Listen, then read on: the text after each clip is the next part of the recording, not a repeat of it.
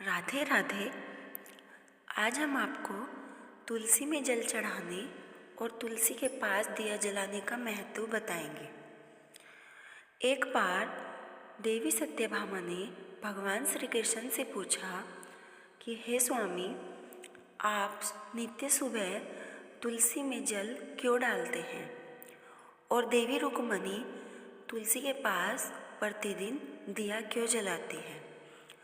भगवान श्री कृष्ण मुस्कुराए और कहा, हे देवी सत्यभामा, तुमने बहुत ही प्रिय प्रश्न पूछा है। मैं आपको बताता हूँ कि तुलसी में जल चढ़ाने और दिया जलाने से क्या होता है। तुलसी माता जो है वो माँ लक्ष्मी का रूप है, इसलिए ये भगवान विष्णु को अति प्रिय है और इसीलिए मुझे भी ये बहुत अधिक प्रिय है। चलो मैं आज तुम्हें तुलसी माता की महत्व के बारे में बताता हूँ। एक नगर में एक वैश्य और उसकी पत्नी रहते थे। वैश्य के पास ईश्वर का दिया सब कुछ था, उसके पास कोई कमी नहीं थी। उसके पास कमी थी तो संतान की, उसके कोई संतान नहीं थी, इसलिए वह बहुत दुखी रहता था। उसने संतान प्राप्ति के लिए बहुत सारे काम किए, बहुत सारे दान दक्षिणाएं की और वैद्य के कहा अनुसार उसने सभी दवाइयाँ सब कुछ किया, नाना प्रकार के इलाज कराए, लेकिन उसको संतान नहीं हो रही थी। एक दिन वह गुरु वशिष्ठ के आश्रम में गया और उसने कहा कि हे गुरु, मुझे संतान प्राप्ति के लिए कुछ उपाय बताइए। ऐसा मैंने कौन सा पाप किया है जो मुझे संतान नहीं हो रही। कृपया मुझे बताइए कि मैं क्या करूं, कैसे मैं अपने पापों से मुक्ति पा सकूं। तब गुरु वशिष्ठ ने कहा कि तुमने पहले जन्म में बहुत बड़ा पाप किया था, इसी की वजह से तुम्हें आज संतान प्राप्ति का योग नहीं है। तो उसने कहा कि हे गुरु, कृपया मुझे मेरे पाप के बारे में विस्तार से बताइए। तब गुरु वशिष्ठ ने कहा कि पिछले जन्म में तुम एक अहंकारी वैश्य थे। एक बार एक भूखी गाय तुम्हारे द्वार पर आई और तुमने उसे बिना कुछ खिलाए पिलाए दुत्कार दिया। उस गाय ने तभी एक बछड़े को जन्म दिया था और वह भूखी और प्यासी बिलखती बेहोश हो गई। उस दिन उसने अपने बछड़े को दूध भी नहीं पिलाया। तब गाय ने तुम्हें श्राप दिया था कि तुम्हें संतान की प्राप्ति नहीं होगी, तुम संतान वियोग में रोओगे। ये उसी का फल तुम्हें मिल रहा है। तब उस वैश्य ने कहा कि गुरु, मुझे इस पाप से कैसे मुक्ति मिल सकती है, कृपया मुझे बताइए। गुरु वशिष्ठ ने कहा कि तुम जाकर एक पुत्रष्टि का यज्ञ कराओ, उससे तुम्हें पुत्र की प्राप्ति होगी। तब वैश्य ने घर पे जाकर एक बड़े यज्ञ का आयोजन किया, जिससे भगवान प्रसन्न हो गए और उसको पुत्र प्राप्ति का वरदान दिया। लेकिन उसको बोला कि तुम्हारा पुत्र 18 वर्ष तक ही जीवित रहेगा, उसके बाद वह यमलोक चला जाएगा।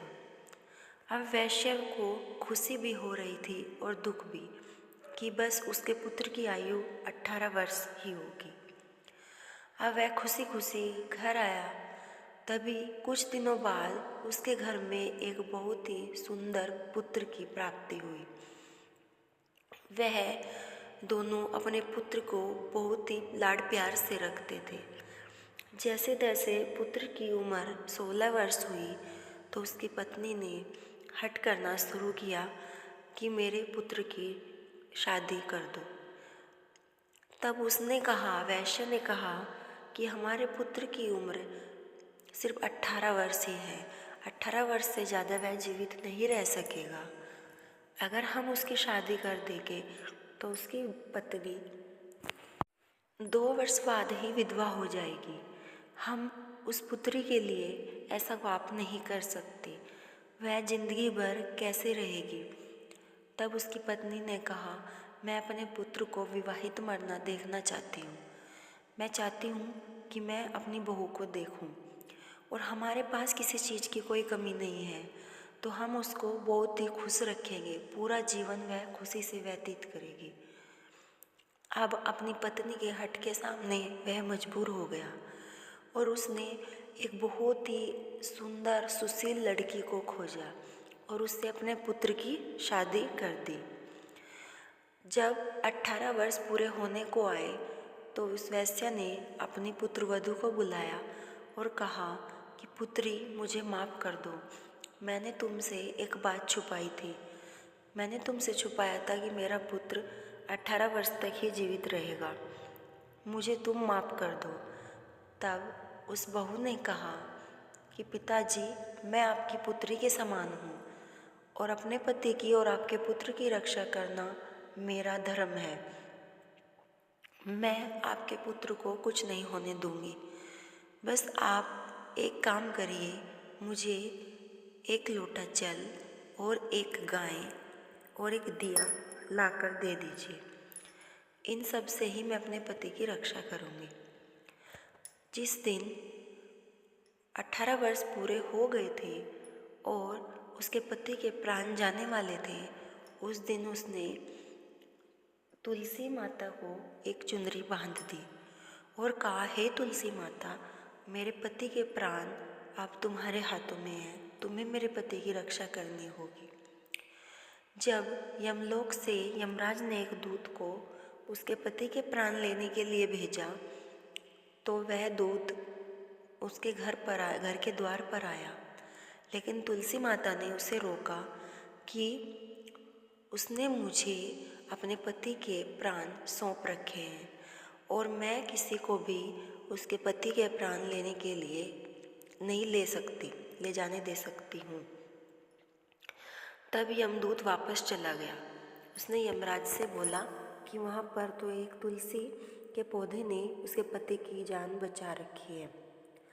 तब यमराज ने 2 दूतों को भेजा। उस दिन उसकी पत्नी ने तुलसी माता के एक पास दिया जला दिया। जब यमदूत वहाँ आए तो उस दिए ने उनको रोका और कहा कि उसके पति के प्राण उसने मुझे सौंप रखे हैं, तो मैं किसी को भी नहीं ले जाने दे सकता। अगर किसी ने ऐसा हट करके ऐसा किया तो मैं उसको जलाकर भस्म कर दूंगा। अब वो दोनों दूत डर कर भाग गए और यमराज को सब हाल बताया। तब यमराज ने 4 दूतों को उसके प्राण लेने के लिए भेजा।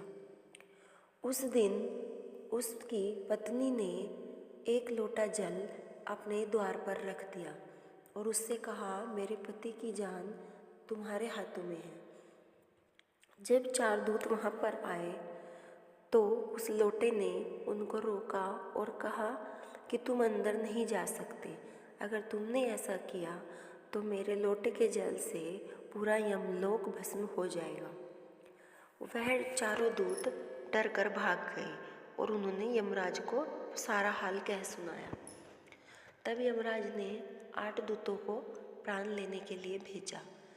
उस दिन उस स्त्री ने अपने द्वार पर एक गाय बांध दी और गाय से कहा, हे माता, मेरे पति के प्राण अब तुम्हारे हाथों में हैं, तुम्हें मेरे पति की रक्षा करनी है। गाय ने कहा, हे पुत्री, तुम बिल्कुल चिंता मत करो, तुम आराम से रहो।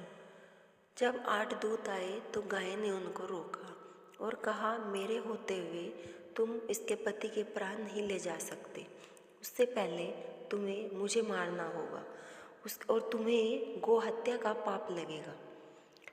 यह बात सुनकर वह डरकर भाग गए।